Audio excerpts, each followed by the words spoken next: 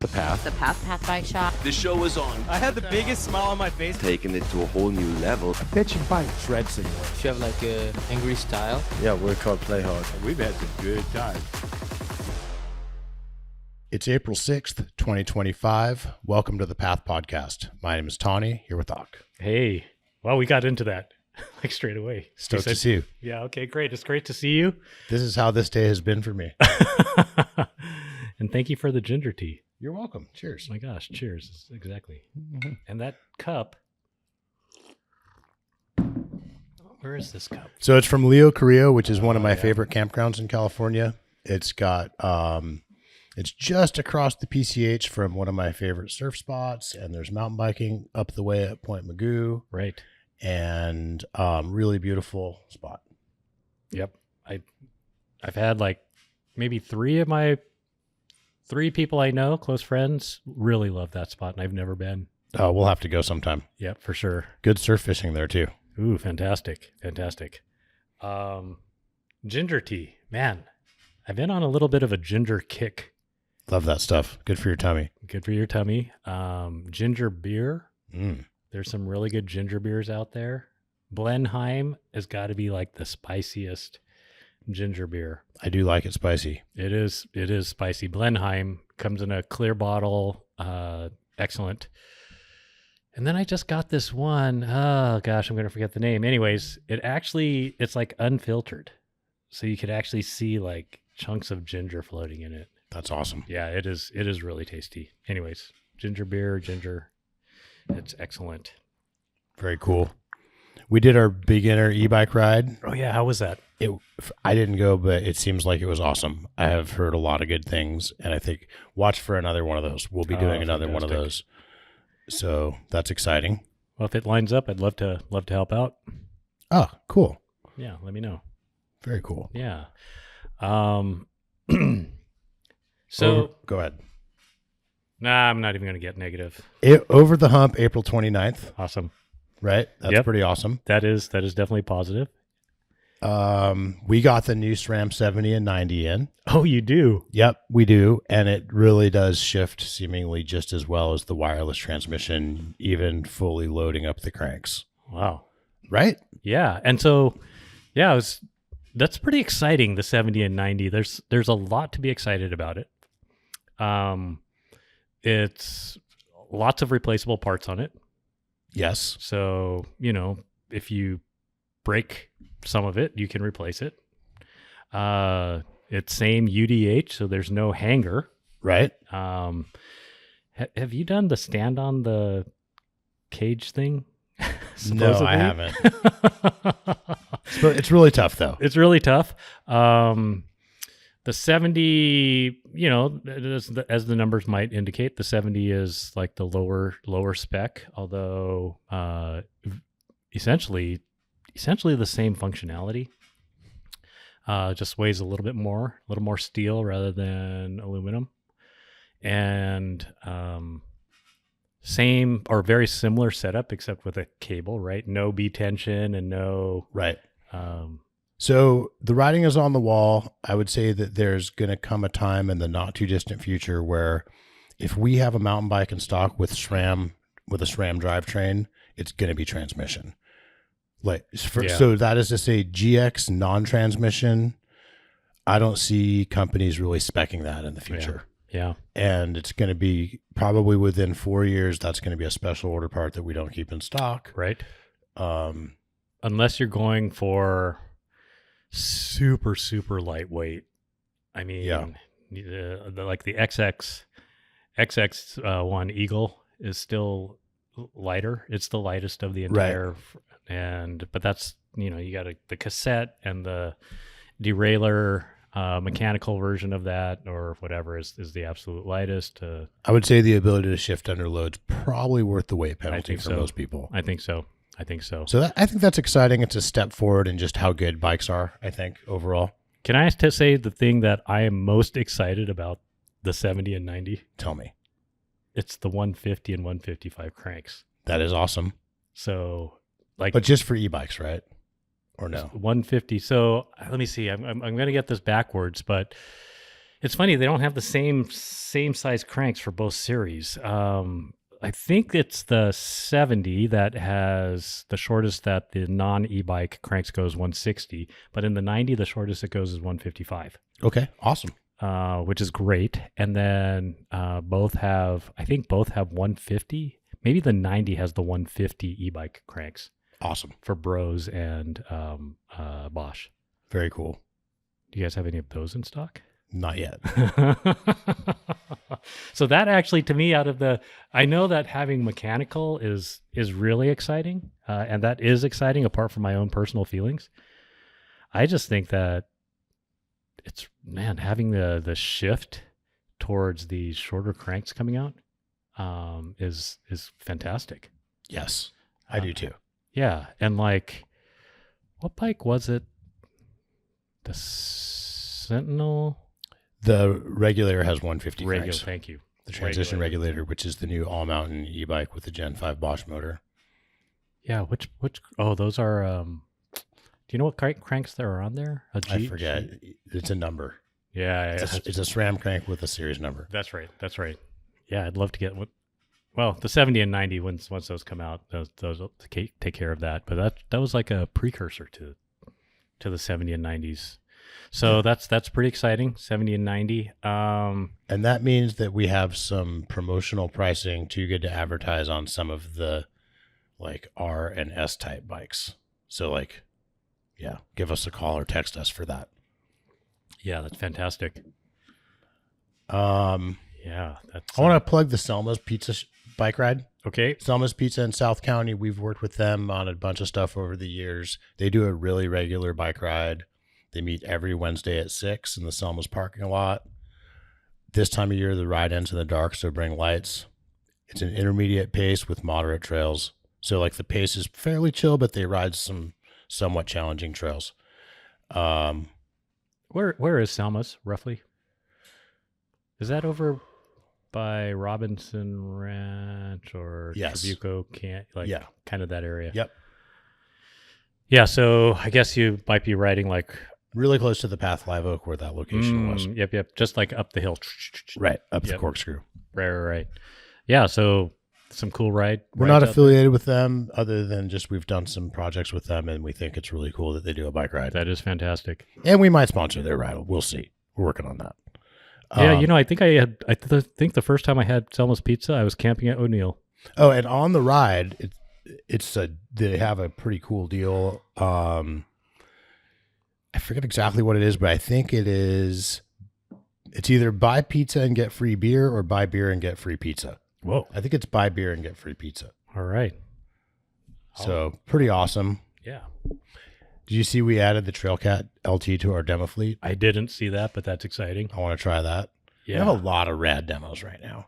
Yeah, that Trailcat LT. So there's the LT and the SL. Yep. I think the SL is 120, 140. Mm-hmm. And the LT is 140, 150 or 140, 160? Oh gosh. I didn't brush up my numbers on this. I should have. I actually read it and I should have done the little bit. I think it's 140, 150 or 160. I don't want to say. I feel like it's 140. It's more than the SL. Yeah, exactly. But 120, 140. So you got the LT. That's exciting. Yeah. And the demo fee is 100% credit towards any bike you buy for 6 months. That is really exciting. And you do everything online. You sign the waiver online. You show up. We have the bike all ready for you with your type of pedals and set up for your weight. And then you have till closing the next day to bring it back. So you go ride it on your trails. Yeah. That's an exciting bike. And I love the fact that, Pivot has some really, again, exciting bikes coming out. Pivot is on fire right now. Yeah. Firebird. The new Firebird is really hot. Intentional? I think that's the hottest enduro bike of the season so far. Maybe the right there with the new. No, I think it's because a lot of brands haven't released a hot, fresh enduro bike this year. Mm. And it really has all the little updates, lots of adjustability. Yeah. The swinger dropouts, did you see those? I did. Adjustable chainstay length just by moving the dropouts. That is really interesting. I was wondering, I wonder if that swinger, Dropout adjusts the bottom bracket at all? I don't think so. Yeah, it's swinging, but it's not. If so, not much. Yeah. It's 8. I think it's 8 millimeters Of change, 7, 8, something 7, like 8, that. something like that. It also has, obviously, or maybe not obviously, but it has the high-low setting, so it'll Yep. change the head angle and what have you. But Yep.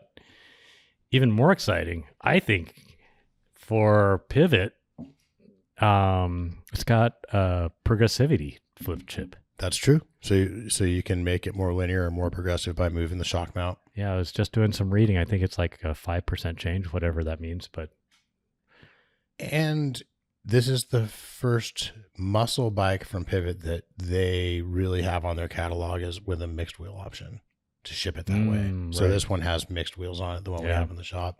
And their frame storage is money. I think Pivot nailed it on frame storage. yeah, I was reading about that. We're looking at it, and yeah, we were having a little bit of a So, anyways, the frame storage, it's got magnets on it, so you could hold your chain links on the lid. Yeah.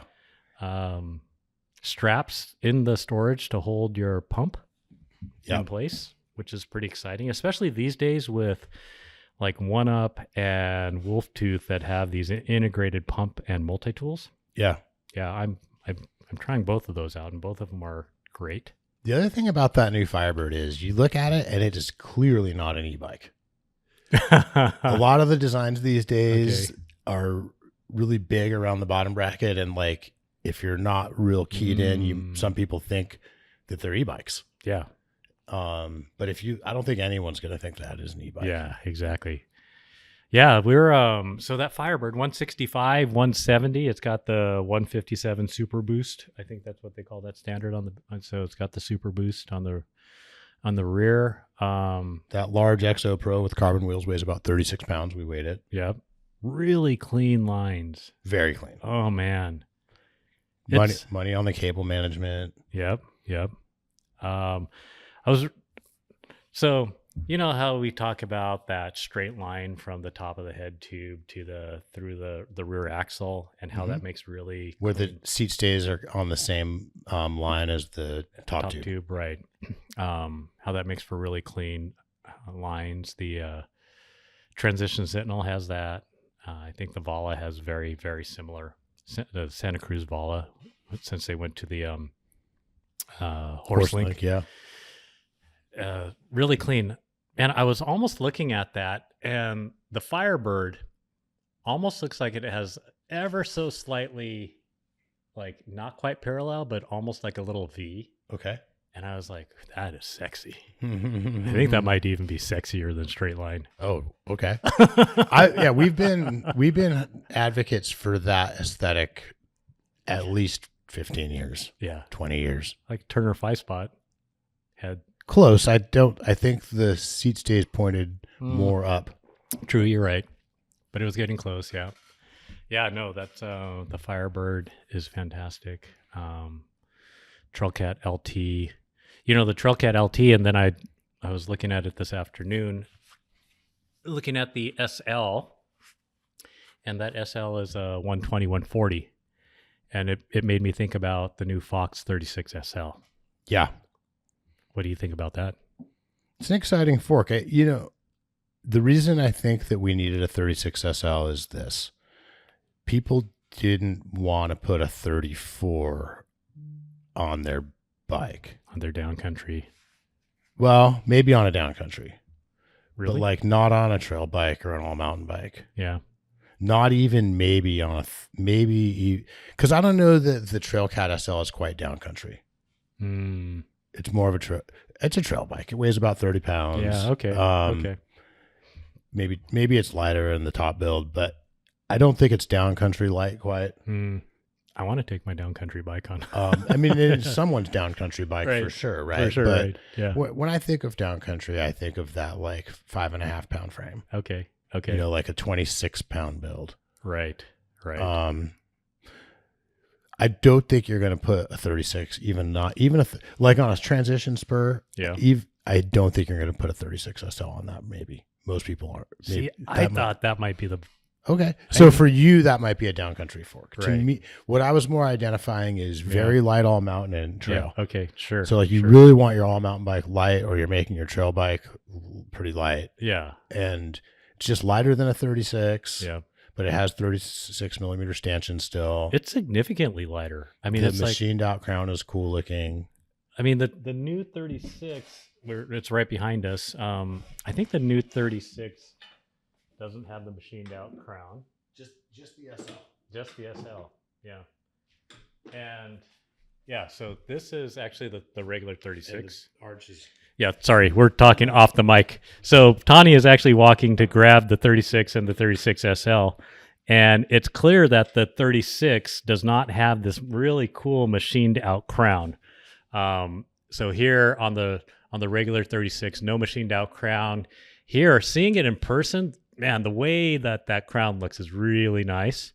And then if you look at the arch, I think the arch, supposedly on the SL, the arch is machined out a little more, but maybe not. No, that's okay. So, but what I was also reading is that the bushings, the internals are actually different on the two. So it's a 200 gram, it's about 200 gram difference between the two forks. That's significant. That is significant. And even like when you pick them up, you can, even just by the pickup test. That's nearly getting kind of towards half a pound. Yeah. Yeah. And yeah, I think it has to do the crown, but it can't only be just the crown. I think the Grip X damper is lighter than the Grip X2. I think the bushing setup is different between the two. Like there's, I think they've minimized the bushings as much as possible in the SL, still to retain the performance. But I think in the 36 they a little bit more there. So yeah, 200 grams, it's significant. So I think maybe you would put a 36 SL on a Trailcat SL, but I think more the center of the target for that is a Trailcat LT. Maybe. I don't know. It's interesting because It's tough to say. yeah, because the longest travel that the 36 SL can go is 140. Okay. I mean, right. It's 36 SL. Okay. 36 SL Trailcat SL. Yeah, you're right. That's what I'm thinking. Yeah. And yeah, so 140, 36 SL. What I found was really interesting is it right? I think Fox is not making a 34. The 36, No, they are. No, they're making a 34 SL. Stepcast. 34 Stepcast. And then, but I don't think they're making the regular 34. I have to double check that. I'm not so sure. One story I was reading. So It might be true. because I think the 36 SL weighs the same as the the 2025 34. Got it. So, and I'll tell you, I have ridden the 34s down some of the local trails on 120 travel bikes. Yeah. And you really do want a 36. I think that extra stanchion stiffness is going to be excellent. It's not a place you want your bike to look skinny either, just visually. Right. It's not shred signaling. Right. But they do have a 30, they have the 34 SL. And Yeah. I think that's their new cross country racer boy light. Right. So, yeah, it's pretty exciting. That 36 SL. I was trying to think. So, I've got a Trans SX. I think Right. it's 145 rear. Mm-hmm. Do you think the 36 SL belongs on that or the regular 36? Regular 36. Yeah, that's what I think too. Yeah. That's Or a Lyric. Yep. As much as I want to be able to like make that bike really light, I just think the types of things that you do on that bike is not conducive to the SL. And you want more than 140 travel on it. Right? Oh, that's right. Never mind. I keep thinking, yeah. I wonder if this is going to move to where the 36 SL in years to come will have 150 and 160 travel. I suspect that it's not up for the leverage. Right. Whatever they're doing to the internals, they're wanting to. they've got to be sacrificing some level of stiffness. Yeah.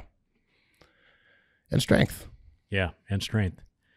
So speaking of that, that kind of blurring the lines, 36 SL, 36. There's a lot of really cool bikes coming out right in, I'll say in that. Okay, then you graduate up to the 36 fork. We touched on it a little bit. It's the year of all mountain. It's the year of all mountain. And I used to have kind of a problem with the term all mountain. Yeah, I remember. Because it was hard for me to understand where there was space between trail and enduro for all mountain.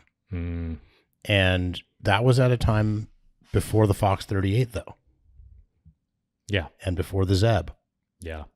And the biggest, burliest enduro bike from transition, for example, was the Sentinel. Right.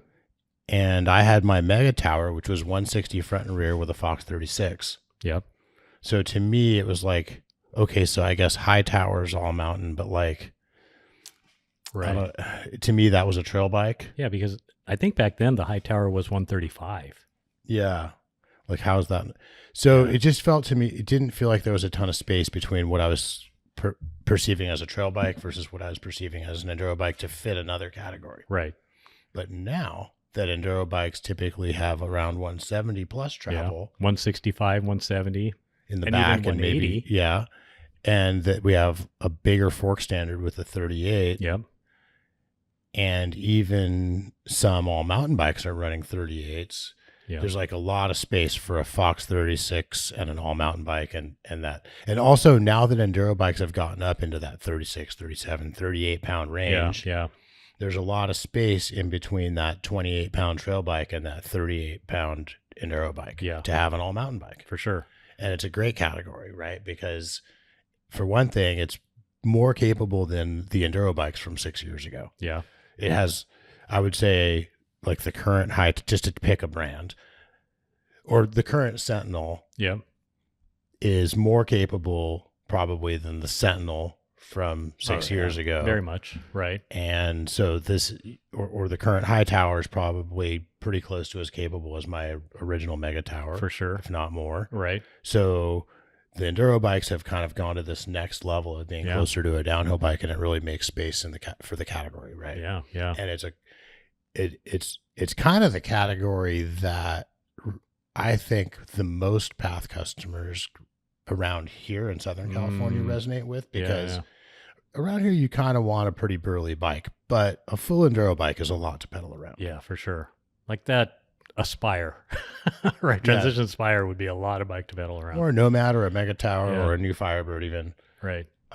People do it. Lots of people do it. Yeah, for sure. And there's definitely a reward for getting that bigger bike up the hill, especially if you're riding gnarlier, faster stuff. Yeah, for sure. But as we've talked about, like say at Santiago Oaks, you're not going to feel underbiked on any of those trails with a modern all mountain bike. Yeah, for sure. And even, I mean, like just think about the Vala, right? It's the e-bike, Vala, but it's a 150. 150 rear, 160 front. It's an e-bike, so it's a little bit different. It's got a 38 fork on it, probably because it's e-bike. Yep. But that's that 150. That's very capable. I mean, very capable. So I put the Sentinel in that same range. What else is in there? You know, it's interesting while you're talking, I couldn't help but think about even the Gen 1 Process 153. Yeah. All mountain. Was all mountain. Right. Yeah. And it was a 32 pound bike. It was an enduro bike because that was what enduro looked like at the time. But in today's world, that would be an all mountain bike. And they still do the 153 and it's an all mountain bike because they do the Process X for enduro. Right. Right. And so the Process, the 153. But I went up to and rode with Kona when the 153 was their big enduro bike, and I took it on some super gnarly trails when we went to Squamish. Right. Right. Yeah. Rode that thing down the Pleasure Trail. Check that thing out. Yeah. I think it's like a red. Oh yeah. And back then when that bike came out, that was uber capable to ride anything. Right. It was a big enduro bike. It was a big enduro bike. The next step was downhill. And back then, the downhill bikes we were riding were, 65 degree head angles and the likes. Yeah. Yeah. So, and I keep coming back to the Trans SX.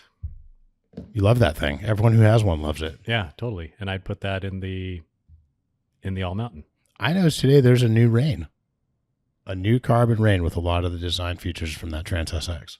It's out now. Giant. I don't know. Just dropped it. Yeah. What? Yeah. Oh man, is it probably a little more travel? I don't know if I'm supposed to talk about it yet. I just saw it on the website. I'm gonna say 155 travel. Yep. Because Brian from the shop, he's got one of the Rains, the carbon Rains from, and it was that sweet spot of a Rain that they released. I think it was 150, or 153 travel carbon lightweight. It's probably a 6.5 pound frame. 160 rear. Yeah. See. There you go. You could check it out. Oh my gosh. So. Yep. That is so crazy. What in the world?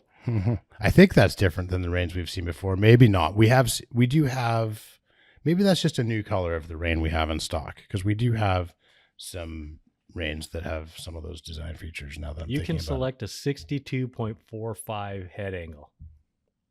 Sweet. That is cool. So yeah, some really interesting bikes. So would you say that the Vala has a 38 solely because it's an e-bike? If you made a Vala, because that would be a Bronson. What does the Bronson come with? Is that a 36 or a 30? Let's check it out. I bet you that comes with a 36. Yeah. I don't know 100% for sure, but that's, if my read of Fox's, I was doing a lot of reading on the. Looks like a 38. Oh, interesting. Maybe Yeah. it is because it's on the wild side. So that's is the Bronson what, 150 or 160? I think it's 150 rear, 160 front. Yeah.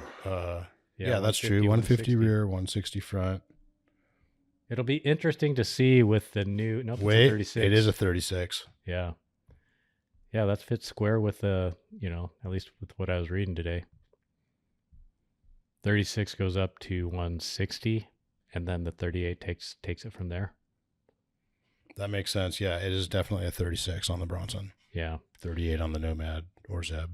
This third back on the 36 SL. Luke from Rigged, he's got that trance that he, puts in many different shapes, sizes, and shapes. I feel like the 36 SL on that would be fantastic. It's that Trans 29 with 120 rear travel. Yeah. Yeah, that makes sense. Yeah. And that's a light bike that would benefit from that, right? I feel like the stiffness and strength trade-offs of that fork kind of match that frame. Yeah. Because I think he does put a 36 on that and then drops the travel down to 130 or something like that. So you could drop a half a pound on that with the SL. Heck yeah. Yeah. Yeah. No, that's fantastic. A couple other quick things around the shop. We have 18 months no interest for April. That's cool. So that went away for a little bit, didn't it? It was 12 months in March. Right. 18 months. That's great. Yeah. You got a lot of cool bikes in stock. Oh, yeah. Take advantage of that. And then we also have another demo bike that we're adding to our fleet, and it's the Norco Sight VLT, the new 2025. Gosh, that is so exciting. With the Gen 5 Bosch motor. Those should be in the demo fleet by the time this podcast airs, I think. That is freaking exciting. That's a 150, 160. It's got like Bosch, high pivot with an idler. So high super pivot with plush. An idler. Yeah. Horse suspension. And I'll tell you, that is an exciting bike. That is an exciting bike.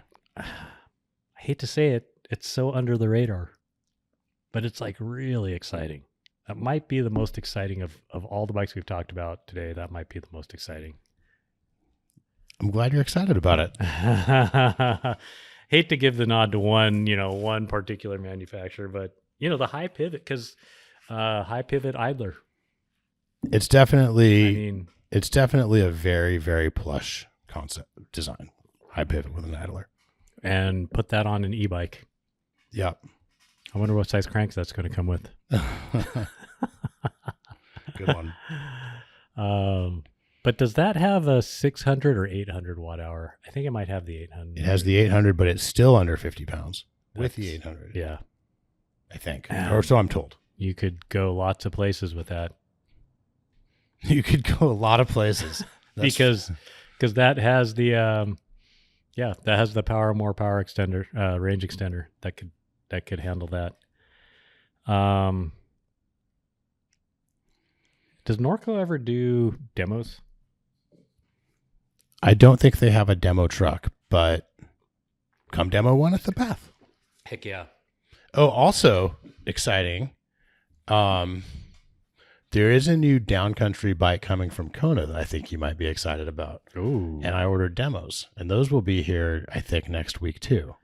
Is this like the Hey Hey Reborn? You said it. Oh man. That is fantastic. Right? And It would have been cool if they named it the King Kickapoo too. I mean, like we also have some Kona Process 153 demos on the way and some Kona Remote X demos on the way. So we're beefing up the demo program for spring. Wow. Check it out. So the Remote X, is that a Process, is that like a 153 e-bike? It's a Process X e-bike. Process X e-bike. Yep. And price is really good. Geo's really good. It's burly. What motor and EP8. Oh, but nice. I think it's like $5,000 with decent parts. Oh my gosh, that's fantastic. That EP8 with the I always mess this up. I want to say auto shift. I think that's only EP801. Oh, got it. Okay. But still a good solid motor with a good brand behind it and a great deal. And it has that Kona ride quality. Yeah. That is fantastic that Kona is back with Dan and Jake. That's fantastic. Dan and Jake are back, and they're they started Kona, and they are Kona. Yeah. That's Them and everyone else at Kona. I wonder if we could ever get one or both of those guys on the show. They're invited. Yeah. So, and that's pretty awesome. And Kona and Path Sunday rides. Or Remember Kona when we used to call all bikes Konas? Oh man, that's awesome. Kind of like Scotch, like calling all soda Coke. Right, exactly. I mean, there are people that just straight have tattoos. Yeah, there's a couple Kona tattoos and a couple Path tattoos out there. On the same two people, I think. I don't think one. I think only one of them has both. Okay, right. I think only one person I could think of has both. Right. Man, that's great. Yeah. Let's see. I've had a lot on my mind. Yeah. I've been thinking about a lot of stuff. You know how we always talk about the importance of kind of not just A/B testing, but A/B/A? Right. And I think that there's an underlying thing about that I hadn't really talked about on the show before, and it's essentially this. It is easier to notice going from good to worse than from good to better. Yeah. Or it's easier to notice going from good to better than better back to good. It's always easier to notice when the change is for the worse. For the worse. Yeah. And I think there's maybe some underlying principles at play, particularly that better can be a little bit tricky to pin down. Like, is it really better? How is it better? It came with some trade-offs. Right. Like, do I really? And sometimes, like, is it better might mean faster, but it might not always mean faster. Right. Like, we saw that pink bike shootout where they did like the 2000 and like 5-10 years ago Nomad versus today's Nomad. Yeah. and Yeah. like the times were pretty close, right? But like, which one was safer? Yeah. Just for example, right? Like, Yeah. like I bet you the newer one was safer Yep. at that speed, right? And perceived, and along with that could be perceived quality of ride. More in control. Yeah. Yeah. Now, does that mean maybe less agile? Sure. Heavier, maybe. So like it came with some trade-offs, right? Right. And maybe this isn't the perfect example. Like I started noticing this with crank length, where I would go shorter and I'd be like, I think I kind of like that. Like it's cool. Like I don't know if I need it or not in my life. And then I'd go back and I'd be like, oh, screw this. Like this sucks. Like exactly. Right. That's the ABA. Right. Yeah. And I think like frame stiffness is another good example. Or a really good example is how well your brakes work. So brakes keep getting better. Right. They keep getting heavier too, but they keep getting better. Like brakes keep getting better at stopping. Right. And the newest generation of brakes, I think, are the best we've ever had. Yep. And all along the way, most riders thought they didn't need better brakes. Yeah, but as you get better, it's like, oh, okay, yeah, this is better. When you get better brakes, you like it. Yeah. But then it takes you going back to worse brakes to really notice how much you like, to start to feel like you need it. Yeah. Or even like it's that big of a difference maybe in some cases. I think we had that phenomenon on a ride recently. So I rode I always felt in the era before I started riding Hayes Dominions and TRP Evos and now Mavens. Yep. In the era before that, I always felt like the Code was a pretty good brake. Right. And while, say, the Magura MT7 definitely has more power, there were some things about that brake that I just felt like for me, the Code was still a better brake than that. Okay, sure. And I was like happy with it as a brake. Right. Or another example would be like Shimano 4-piston brakes, which are better in some ways. Yeah. But overall, I still was happy with the Code as a totally. brake. But now, like, I would say when I most recently rode some Codes, I was like, right. Like, this is like kind of sketchy. Like, yeah. Well, and at the very least, you were like, it is noticeable the difference between the next generation of brakes as opposed to the prior generation of brakes. Yeah. And I got to the bottom of one trail where the brakes always smell hot. Yeah. And like I was gripping the brakes really hard by the end of the right. And like it's just like that's what it was taking to control the speed where we had that. One of the riders we were on a ride on Wednesday had that same, I think we might have been on the same trail, different rides, but same trail. And yeah, that's kind of the comment that he had made as well. And we smelled it. We definitely smelled it. They who smelt it dealt it. Right, exactly. So yeah, that's easier to tell when you go from good to worse. But also, better is an unknown. Unknowns are confusing. Yeah, how do you characterize it? And also to really recognize better, you almost have to have imagined better. Which takes imagination. Well, and what's interesting, I think that there's power in imagining what better would be and sort of quantifying in your mind's eye what that would be. Right. And then when you actually get on a next generation brake, we'll use, or a next gen, whatever, like, and being able to ride that, even if it doesn't map on to what your vision of what better was, it's, I would say, easier to quantify or describe why that is better. Right. But you still might not really notice the difference till you go back in a big way. Yeah, exactly. And I like what you just said there about doing some like imagining, like taking time to think about, okay, I'm going to try out these new things like the Mavens. For me, I jumped on the Vala came with Mavens. I was like, okay, I'm going to try it out. And you kind of heard, and maybe I had done this, because we talked about it and we're excited about it. And to me, they're everything. Yeah, exactly. They're very powerful and they have great modulation, and they really nailed it, I think, on the lever ergonomics. I don't love this. I mean, just to nitpick, Yeah. the bite point is not as consistent as TRPs. Yeah. And just the power isn't quite as smooth as TRPs. Right. But the modulation's great, and the power, I think they're the most powerful. Yeah. Is it interesting about like the modulation thing? And I've also been riding Saints. Mm-hmm. Which were so far ahead of their time. Right. I mean, they really can kind of hang, I think, with all these other brakes, even though they've been out for 5 years. Yeah. Or maybe even longer. Yeah. But yeah, so the one thing with the Saints, though, is they're not on board with, they're meant for 1.8 rotors. You can kind of squeeze a 2.0 rotor into them, sort of. Right. But I do think part of the advancement is the thicker rotors. Yes. That's a good point too. But I feel like the Mavens are similar to the Saints in modulation. To me, I feel like they're not quite as grabby.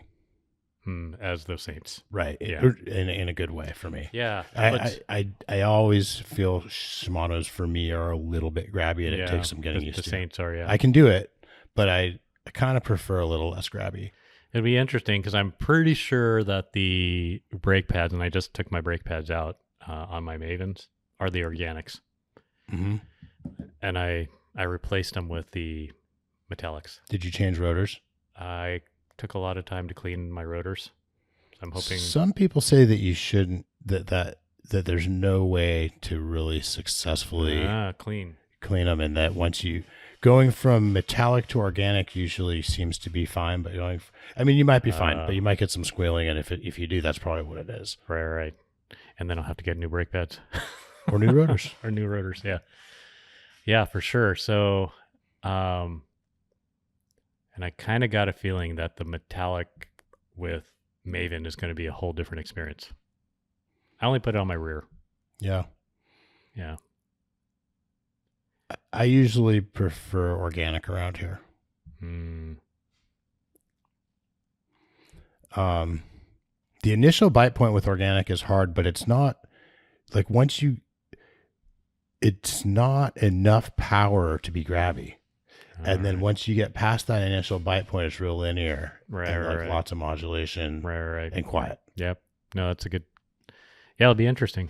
I'm going to try them. Yeah.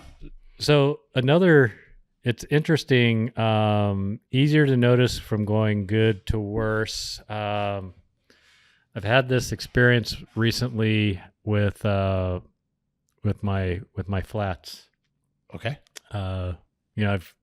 I've got Wawas, and the big plastic Wawas. The big plastic composite. Wawas, which are phenomenally durable.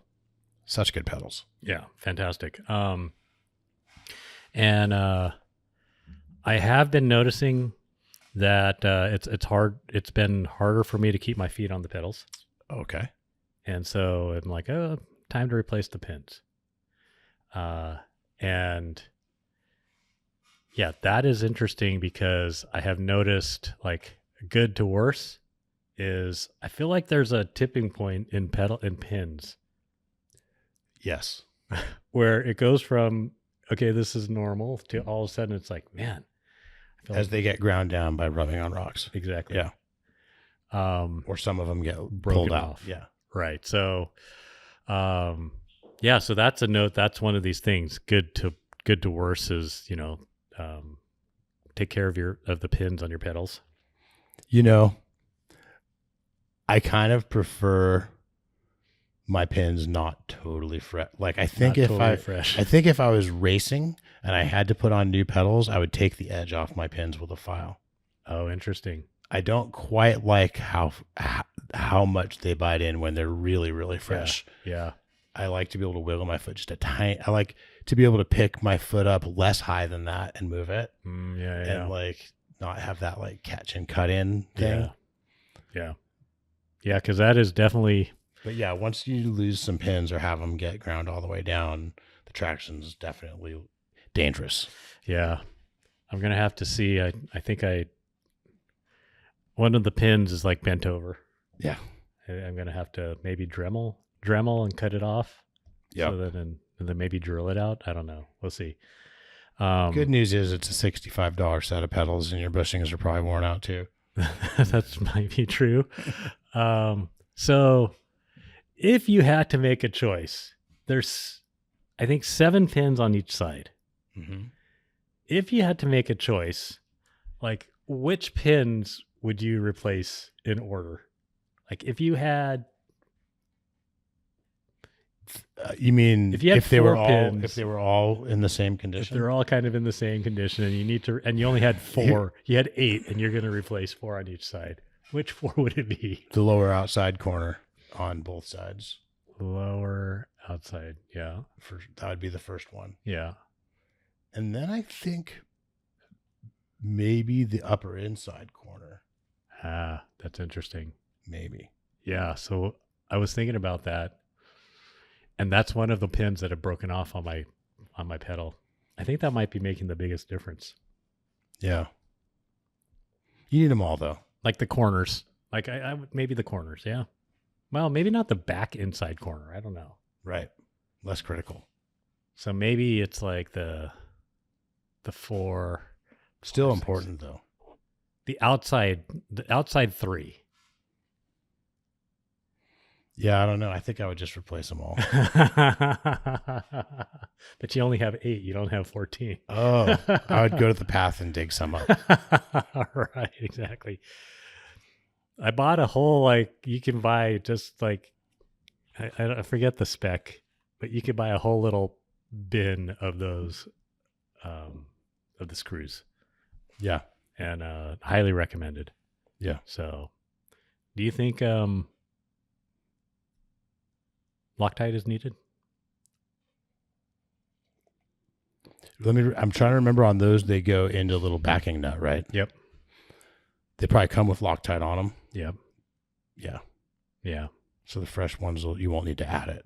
Yeah. I think it's Or if you buy the ones that don't have it, add it. right, Like put a little drop on it. blue Loctite Blue lock. Yeah. Don't put the red. Yeah. or purple or green. Okay. Okay. I think if I remember correctly, green's like gap filler and purple's like extra light or something. Maybe Okay.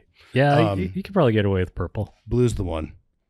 Blue is the one. Dude, yesterday and today have been wild in the shop.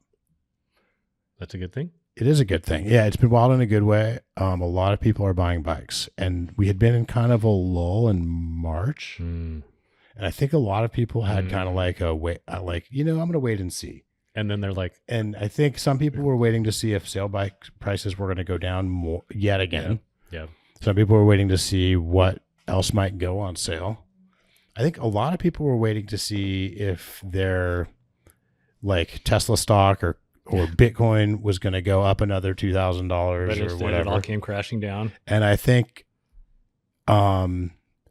we have in the last couple of months really started selling out like color by color, size by size on a lot of the hot sale bikes that have been hot. Oh, right. So like the alloy trances that we've been selling, the Trans 29 one that we've been selling for like $2,000, they sell like hotcakes. They're gone. Like we have extra large and small left. Wow. And giants out of medium and large. And Because you guys bought them all. like the Shuttle A, you guys, the riders, You bought them. guys, everyone bought them all. Like the Pivot Shuttle AMs are starting. Like by the time this podcast airs, we'll probably be out of certain colors and sizes and models builds for good. Right. And that's been like some people have come in like, I'm going to see if it goes lower, and it's like, okay. It's like, they're selling out fast. And like we had all those 2024 Orbea Wilds, those all sold out really fast. We have just a few left. Yeah.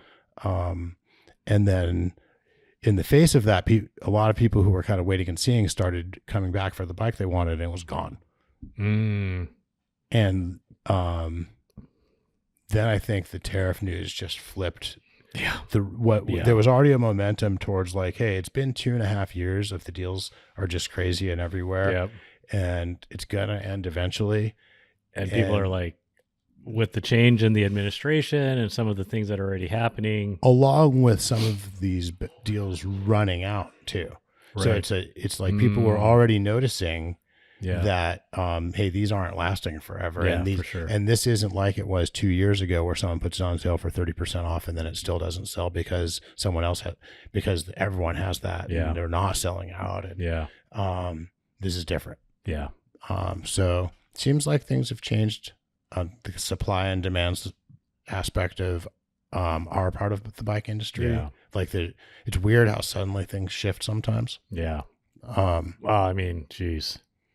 Yeah. So, and I think what might also be going on is maybe the people who had the luxury of watching to see if their Tesla stock was going to go up another, whatever, a few percent.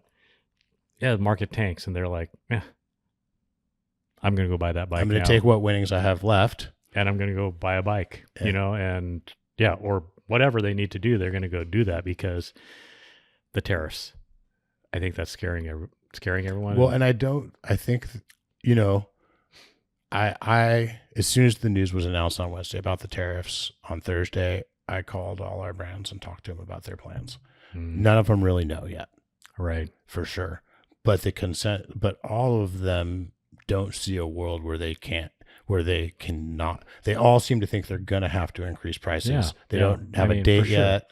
For sure. And they don't know how much of it they're going to be willing to absorb yet. Yeah. But the prices are going to rise. I mean, there's no way they can not do it. It seems like it. I mean, right. I mean, we'll see. To me, I feel like one, it's a, free market capitalism, love it, like it or hate it, but free market capitalism, I like it. Everyone's already minimizing margins, they're maximizing their profits, but the margins are, it is actually shrinking over time. I mean, that's what it seems like from an outsider. And so, they're like, we everyone has to make money. And so now with this added increase, it's inevitable to me. It's got to be passed on. But that's good news for the path, at least in the short term. I am very much concerned that bikes might become so expensive that we can't sell very many of them. Right. Prohibitively expensive and obviously if we enter into a recession, that's probably not good for business either. Right. That seems to be a higher likelihood now than it was a month ago. Yeah. Who knows? Hopefully not. Yeah. But it is fun being in a busy bike shop with stoked customers leaving on new bikes for sure. Totally. And So- the day went by super fast. You guys showed up at 5 and I hadn't left the shop since I got here. And I was like, oh, it's already 5. Like I'm screwed. I haven't eaten anything. I'm going to be out of energy on I know. the podcast, but you guys waited for me to go home and grab a snack. For sure. And you did bring your snacks. You got a little cup of pretzels over there. Yes, I do. So yeah, for sure. We'd wait however long. It's no problem. So take advantage of the 18 months, no interest. Be interested to see how this impacts that type of financing moving forward. It's a great option. And with the bike availability now, that you guys have and whatever, it's a good time. Yeah. Man, there's some exciting things going on in the world of bikes. There really are. I saw some really exciting things back, and I know I can't talk about it, but April 15th. April 15th, I think that's going to be the next show. Well, no, April 15th, there's a bike coming from one of our key trade partners that everyone's really excited about. A lot of people have already heard rumors. We are actually taking orders if just we can't tell you anything. Right. So that's exciting. A lot of us on the staff want that bike. We just looked at it. It's beautiful. It is. It's it's the reality of it. And again, is just making me rethink what a stable looks like. Yeah. So, but we won't digress even more on that. Let's see what else is going on. I'm going to turn a little negative here. I just got to get this off my chest. This is the Path Bike Shop shadow work. Oh, man. Chatted it up with the Roadie the other day on my way home. Freaking roadies. Exactly. Okay, thank you. Thank you. Golly. I can't tell you how many roadies. I'm not going to stereotype because there's some cool roadies out there that I know. But I can't tell you how many of them. So you'd say that you have some friends that are roadies? I do. I do. You know? So, you know, this particular one. I am not biased against roadies. I have lots of roadie friends. This particular one is like most of them out there, but I'm kidding.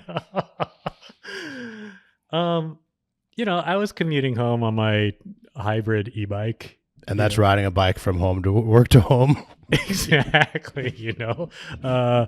And so, you know, as a stop, and you know, I started up on a green light, you know, went from red to green. So I started up and just kind of tooling along, and boom, single road bike guy comes by, just like buzzes me, and I'm like, seriously, you couldn't tell me like on your left, or actually, it wasn't even on my left; it was on my right. And it was at like 5:15, 5:30 in the afternoon, lots of traffic. So wait, just real quick, passing on the right? Yeah. Is that crazy? Yeah, like you pass on the left, you know? Dangerous. Yes. And dangerous in... Because it's dangerous for both riders. Like one, you're going to get me killed because you're going to push me into a car. And two, who knows? In me getting me killed, you're going to pop off and wrap yourself around a light standard. I mean, I think in motorcycle culture, it's heavily, heavily frowned on. Yeah. And I think the reason is it's one of those, it's like you do it because you're scared. Yeah. You don't want to pass on the left and be in traffic. Yet it's more dangerous to both of you. So it's this idea that you think you're acting out of fear, and then in acting out of fear, you're making a dangerous decision. Exactly. Because the reality is that it's much safer to pass on the left, even for the person who's facing oncoming traffic closer. Correct. Yeah. I believe that. Yeah. So, and the reason for that is because that is our culture. And so people, when they sense danger, they tend to steer to the right. And so if you pass on the right, you're going into where they're going to like tend to reflex moving towards. Yep. And then, I mean, there's a whole bunch of things that could go on after that, especially at like 5. It was probably 5:30, 5:45 on. This was on. You hadn't told me that part of the story. Before this, I was sort of just like Hawk is just I was being sort of Hawk. eating pop. No, I was more just enjoying the drama. Exactly. You know, and that's. But now I'm in it, and that is actually like, part wait, of. He passed on the right. He passed on the right, and that is part of the the funny thing. You know, this is a little bit tongue in cheek as well. Yeah. You know, I get overhyped up about these things, and I'm really trying to work on that. So, dude passes on the right. How many inches do you think? Man, this is heavy traffic on El Camino on Bryan at like 5:45. I don't know, like I was probably on the edge of the bike lane, and then he passes on the right. So in the bike lane, close to the curb and gutter, doesn't even call out, just zips past, and so he rides off ahead, and I pass him, and then now we're at Jamboree. So then this was at Jamboree when he zips past me at the in the intersection, kind of right in that space, or just before that intersection, and then I pass him on Bryan between Jamboree and Myford. This is all local roads, so Tanya and I are having the conversation. When we get to Tustin Ranch, I stop, and lo and behold, because of the way the lights are timed, he pulls right up to me, and I'm like, I was sitting way at the front because I saw him coming, and I'm like, I'm not going to say anything, and then I'm like, I'm going to say something. So then I kind of push backwards on my bike, and I'm like, hey, just a little common road etiquette and common courtesy. Like, one, let people know when you're passing them. it's helpful for them to. And I said, secondly, what are you doing passing on the right? And he's like, well, who are you? Don't tell me how to ride. And I'm like, dude, this is like, take it for what it's worth. What do you know? You're riding an e-bike. I was like, whatever, dude. Like, just getting all wound up when I, and fear and shame. This is the other thing. Fear and shame make you do crazy things, right? Maybe deep down he knows, like, yeah, that wasn't the right thing to do, and now he gets called out, and so instead of like, okay, whatever, that's cool, sorry about that, like just a simple like that, right? Or hand wave or whatever. But yeah, the defense mechanism, it's amazing. It actually, like, that interaction actually made me feel better about the whole thing. Okay. Yeah, because he got so over the top. It's so apparent, you know what I mean? Like, so anyways. Yeah. That was a little bit unfortunate. Super all spandex stuff and everything. So. I got it off his chest. Got it on my chest.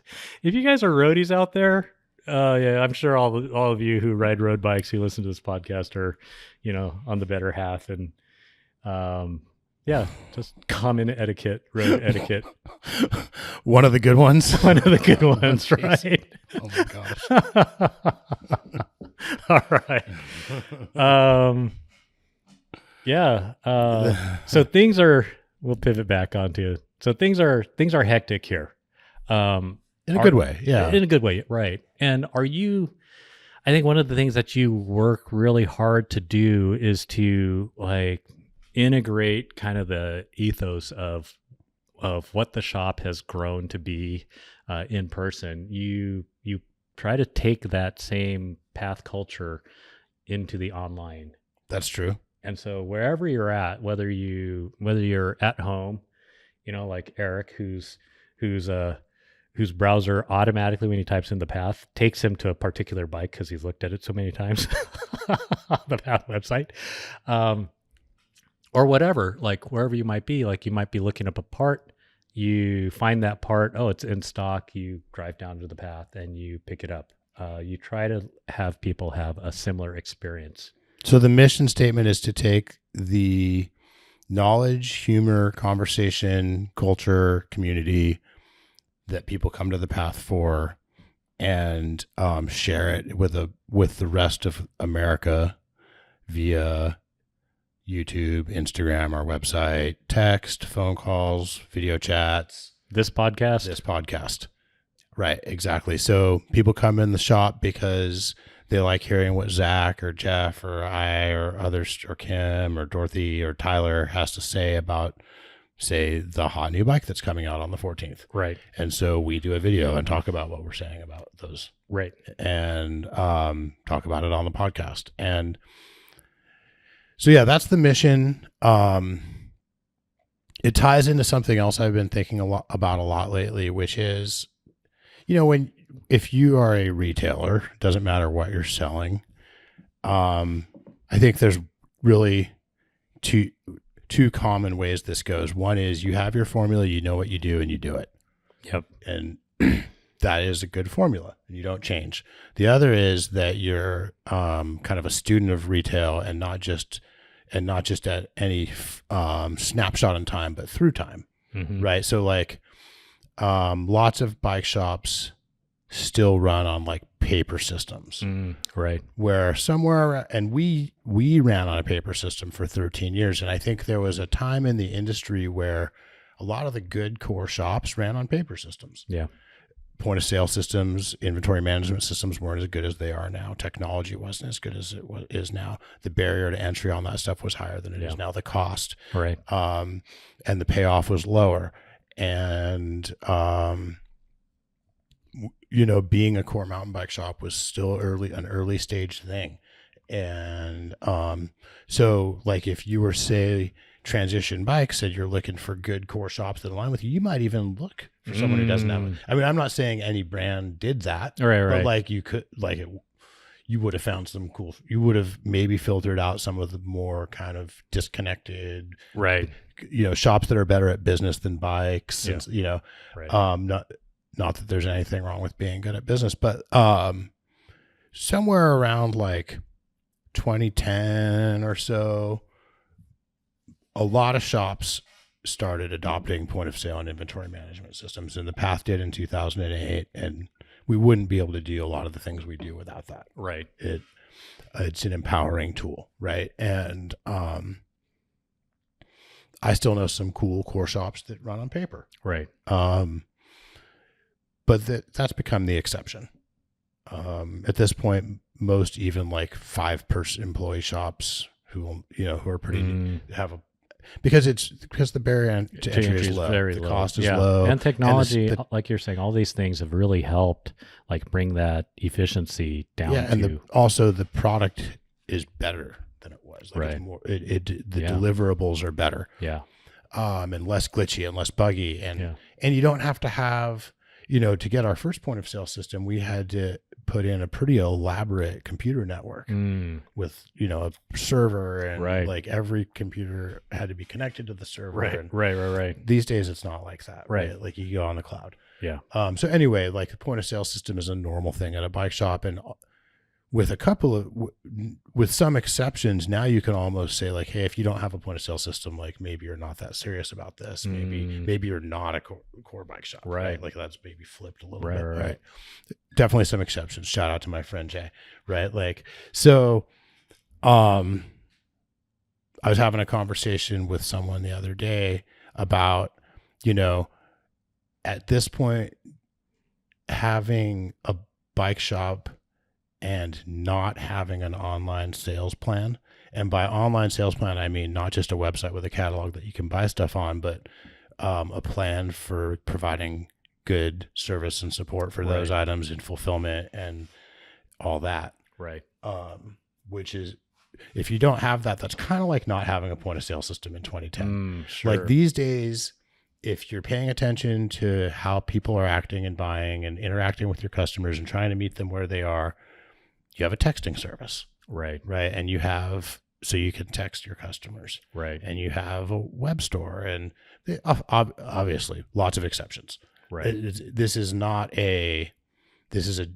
a broad generalization, but like looking at some of the shops that I think kind of have a somewhat similar trajectory to the Path, I would look to like ABS in Santa Cruz, or I'd look to Trailhead Cyclery, in Marin County, and like those are mountain focused shops. They're core shops. Right. They're embedded in their communities. They sell a lot of the same brands as the Path. Right. They're not tiny little operations. They have good representation, but they're also not big corporate sterile environments. Right. They probably share with the Path that they're maybe a little better at bikes than business, but they're true students of business. Sure. And they're actually trying to be good at business, right? Right. And they all, like the Path now, have reacted to the fact that our customers want to interact with us on our website. They have web stores, and they sell online, and they ship bikes, and right. And it's kind of just become like we all arrived there independently of each other. Yeah. Right. Along with arriving at lots of it's great. Like if I sit down and talk to like Chris at ABS, like the parallel evolution is stunning. Right. Like so like they use the same texting service as us. And just on, and it goes on and on. Right. Like, same point of sale system. And, but then till you get into like the day to day, how you make your stuff happen with your people. And like, there's a lot of parallel evolution, right? Like, so, I think these days, if you are moving with the times and trying to meet your customers where they are, and, really trying to excel at the retail side of bicycle retail, you're going to have a web store and a web sales program. And there's this other idea that's just been on my mind, and it's like, you know, our web team and our in-store team, the difference is sort of like positions on a basketball team. Mm. So like on a basketball team, like your point guard does most of the dribbling maybe, but anyone might be dribbling at any time. Right. So on any given day, either Dorothy or Tyler is responsible for making sure everything happens on the web store, selling stuff, fulfillment, service. They have a team that they're working with on that day. Right. They can draw resources from the shop. And it's just like a basketball team. It's like you're over help, right? Or like anyone might take the shot, anyone might dribble, but like you know whose job it is to like exactly. Like, so that's the way the path is in general. Is we have more of a dynamic. Like we make sure we cover our bases. We make sure that it's not just like if you don't know who's responsible for it, no one's responsible. It's not like that. But we all are in a position to help each other. And if one area is slow and the other area is busy or so forth and so on, right? Yeah, for sure. So if you message us about an item online, like Tyler or Dorothy very likely will answer you, or even about your post-sale service, but very likely it also might be Don or Drew or Zach or Jeff or myself or someone who's ringing people up and answering the phones also. Yeah. Right? Yeah. And one analogy that I think of is we used to do a lot of business on the phone. Yeah. And now the phone is a very small part of our operation because we mostly text, right? But we were very careful to not have a disconnect between the phone experience and the in-store experience, right? Like if we talk to you about something on the phone and you come in the store, we don't want it to be like, what are you talking about? Like, oh, that was the phone shirt team. Right. Hey, you know, we're like, we said it on the phone. It's as good as saying it in person. Right. Like, well, I think a lot of businesses, so we have this kind of integrated team, and I was talking to actually Andrew, who's been on the show. Yep. And Andrew pointed out to me this is a really wise comment. He pointed out, very insightful. He pointed out, you know, by not separating your web sales and fulfillment, you're going to really limit your ability to grow both in store and online. And it's true. Right. In some ways, there's some ways in which having that kind of integrated team can hold back growth. So like I like the web salespeople to have lots of experience in store talking to customers, and that makes a different customer experience. Sure. And it goes back to the mission we talked about at the beginning of bringing the experience, the actual experience on. Right, for sure. So Tyler and Dorothy on any given day, you might walk in and talk to them in person because some shifts they work there, the cashier or just someone helping people test ride bikes. And then other shifts, they're the web sales manager, right? Like for the day. So, that's how we get that. But it takes longer to grow that team. Yeah, exactly. Because people don't get to specialize as much, right? Yeah. But for me, at least I think it's worth it. Even if it, like, let's say it means that, like, I foresee that if we triple our online sales, I think with our current operation, we could add a person or two and triple our online sales and not have. Right. But I think we would have to really look at our footprint and our processes and our systems and how our teams integrate to maintain that much beyond that. Mm-hmm. But that's normal for us. When we went from 5 to 10 people, we had to do that. And we went from 10 to 15 or 20, we had to constantly re-examine, like, this changes our dynamic. How do we continue to deliver the experience that our customers are used to? And it's a challenge, but it's also something you can do. Yeah. But then I started noticing that, to try to like convince myself that I'm making the right choices, I start noticing like why, right? Like even more. So like I've brought this up on the show before, but like I like Apple as an example because I think that they have smart people thinking about these things too, probably. Right. And I had an experience where I was dealing with Apple online support, and then they referred me, we made a plan and they sent me to the store. Get to the store. Turns out that plan's not going to work. And one of the comments from the staff was, well, that's the online team. Oh, right. Yeah. And it's like, I'm not mad. Right. I'm like more astonished. I'm more like, oh, like, interesting. Like this is harder than what I thought is this is harder than I thought. Because if Apple can't do it, it's probably hard, right? Like, right. This idea that the online customer experience would be seamless with the in-store customer experience, right? So,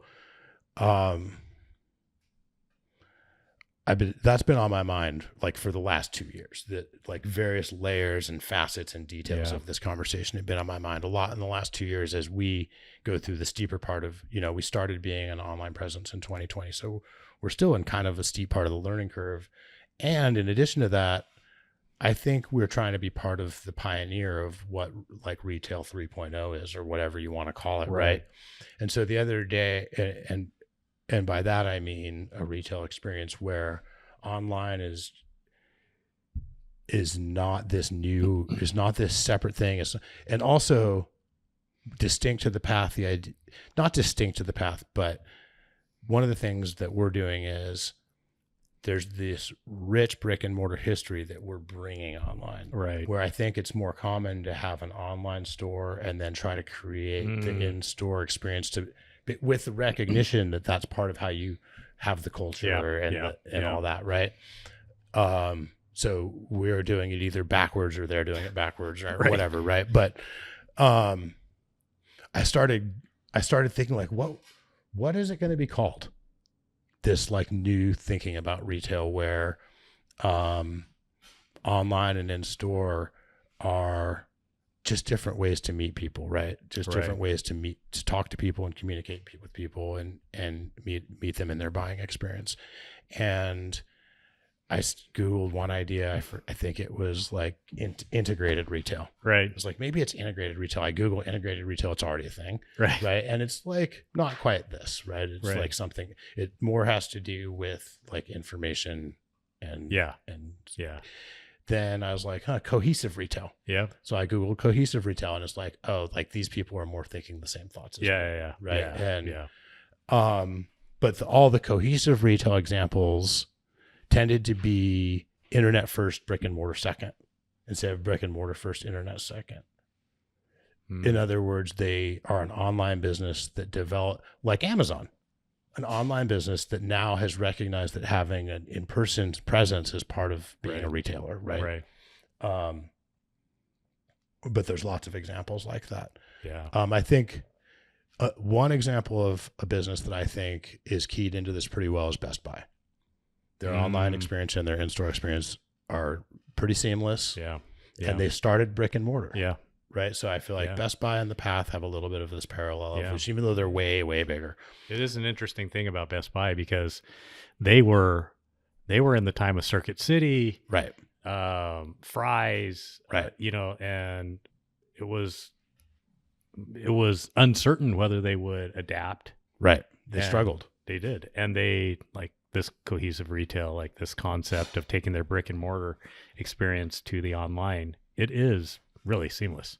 It's pretty seamless there, right? Yeah. And I think we're doing a pretty good job of having it be pretty seamless. And, that doesn't mean you don't make mistakes. It doesn't mean that you're always super smooth. Right. It just means like we're roughly the same smooth in the store. Right.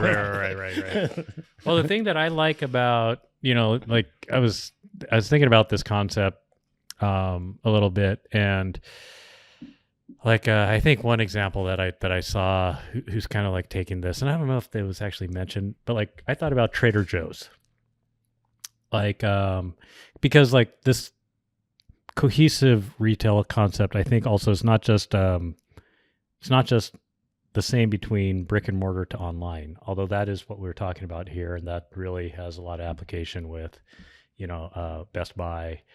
Verizon's another one that kind of did it in reverse, I think, I'm not sure which way Verizon did, but their online and in stores is pretty seamless. At least that's been my experience. But Trader Joe's, it's interesting.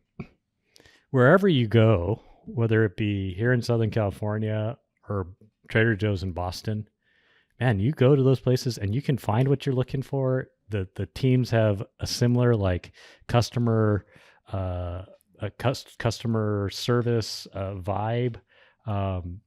Even little things like, did you know that in every Trader Joe's there's like some hidden stuffed animal Yes. and you can go and find them, and it's a regional. Yes. And so I think like that's kind of that concept. Trader Joe's for the overeducated and underpaid, as Andrew said. I love Trader Joe's. Right. So when I started the path, there were a few businesses on my kind of vision board that I wanted to borrow some ideas from. Mm-hmm. There was the Frog House Surf Shop Okay. in Huntington Beach. Yep. There was a few different bike shops that all of them are gone now. Mm. One of them was the Bike Beat. Oh. That was probably the one that kind of was most on the vision board. And then Nordstrom. Yeah. I like to call it Nordstrom's. Yep, exactly. I would call it that too. And Trader Joe's. Oh, okay. And then also some of the restaurants I had worked at. Right. So the reason Trader Joe's was on the board was because I was impressed with their ability to seemingly make people happy to work there. Oh, interesting. That was the main thing. Right. Overeducated, underpaid. I also was impressed with their ability to really pay attention to the customer experience and have like a plan and deliver it, like you're saying, like and with Nordstrom, I was impressed with their reputation for customer service. Right. You could take a car tire back and they'd take it. At least urban myth. Yeah, well, and just they were known to have really good service, and not just that you could return stuff, but that they helped. Oh, like for sure. Like before, not just post-sale customer service, but pre-sale customer service, right? Exactly. Which you would think that would be the easy one, pre-sale customer service, because you're working for the sale, and once you get the sale, it could be easy to be like, we're good. For some reason, that's just not how people work. Like it's easy to get people to give, like it's staff. To have a staff culture of taking care of customers who are unhappy after the purchase is not that hard. Like your staff will naturally want to do that. To have them want to make the customer stoked before the purchase, right? It's Miracle on 34th Street. If we don't have it, we're going to tell them to go to our neighboring retailer to go get it. It's like, and the customers are stoked on it. Yeah, but it's that's an interesting one. Yeah. No, these are all great thoughts, Tani. And I think you guys do a great job. Again, I'm completely objective about this. Well, I love puzzles, and I love, at the path, if you think back, there's always been the next thing coming, right? And a lot of times we kind of see it coming, whether it's like riser bars or slacker head angles or shorter cranks or mixed wheel bikes or 29ers or 32ers. A lot of times we see those things coming and like I often will picture a graph. So like, you picture like in the early days of 29s, it's like, we sold 2 last year and this year we sold 10. Like, okay, I'm going to buy 20. Right. Like, right. But I think, so there's that's the kind of like micro tactical version of it. But then there's also just like, how do customers buy stuff? Yeah. Because how customers buy stuff changes over time. Yeah, that's very true. And what matters to people and what changes how people make these choices and like, how do we be part of that? Right. Yeah. Like that is a never ending puzzle, right? That's what makes it so that for me, that's like what makes it so I don't burn out. Right. So it's exciting. It's exciting to me that it's exciting to me to hold this belief that retail is in this dynamic time where in the future, there's going to be a buzzword for what we're trying to accomplish. Yeah. Like that's an exciting idea. Whether I'm right or not right, it's exciting for me to hold that belief. Yeah, for sure. To hold this belief that, we're working on this way of doing retail that someday there's going to be a word for it. Yeah. And it's going to be a buzzword. Right? Yeah. Like it's like pathified. The noun would become a verb. And it's not like we're inventing it. We're participating in the cutting. We're participating in being kind of pioneers. Sure, exactly. in it, right? And you're not only like learning, but there's successes and setbacks, or we call them failures, but they're not really failures. Things that you learn from so that you can grow, opportunities for growth. But yeah, that's all part of it. And you're willing to step into that process. Yeah. Yeah. And just, it's fun to have new problems and always approach them with curiosity. Yeah. Like, just, could there be a better bike box? Right. Like, it's like, I can have so much fun with that question. Exactly. Right. Like, and we think we already have a better bike box. Yeah. But we're still working on. Could there be a better bike box? Right. Yeah. Yeah, completely. Yeah. So, You're going to, someday maybe it'll be like the path will be a verb. you know what's cool about our bike box? Have I ever told you about what's cool about our bike box? Okay. What's cool about your bike box? So most bike boxes, you open them on the top or bottom. Yep. Like, the opening is on the top and bottom. And so what that does is there's a seam. Yeah. It's usually staples and straps and tape and glue. And a lot of times it's a combination. A lot of times when we get a bike from one of our vendors, it's got glue, staples, and straps. Yep. Because you don't want the bike box to undo and flop open. Because that seam is load bearing. Because when you pick the box up, the entire weight of the bike is pushing on that opening. Yep. Our openings are at the front and back. So when you pick the bike up, the weight is going onto continuous cardboard with no seam. It's a lot stronger. Yeah. And now we don't have to have some big dumb strapping machine that would take up half of our fulfillment facility and materials and trash, and it's a pain in the butt for the customer.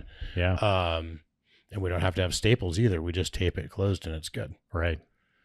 And then when the rider gets the bike, they don't have to pick the bike up out of the box. They just slide it out the front. Exactly. So we think it's a better bike box. Kind of fun having even just tried. Exactly. Right. Exactly. Anything else? I think that might be a podcast. Thanks, everyone. Let's all remember to love the bike we ride.